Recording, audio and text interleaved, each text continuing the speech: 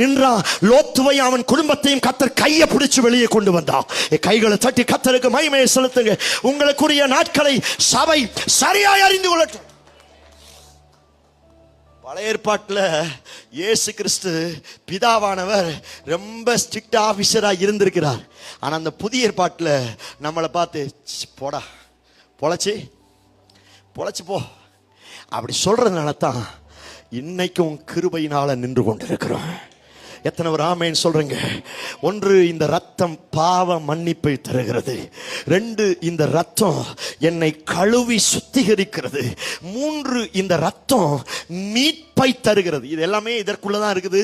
நான் குரூப்ல அந்த மெசேஜை போறேன். இது எல்லாமே இதற்குள்ளதான் இருக்கிறது.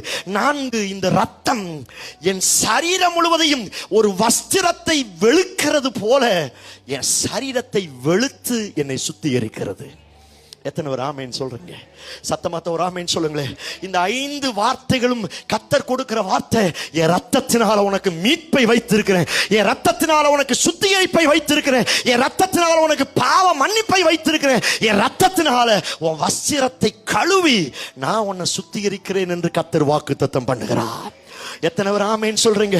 நான் சொல்லுகிறேன், சபை இந்த ரத்தத்திலே நிரப்பப்பட வேண்டும். நம்முடைய பிள்ளைகள் இந்த ரத்தத்திலே நிரப்பப்பட வேண்டும்.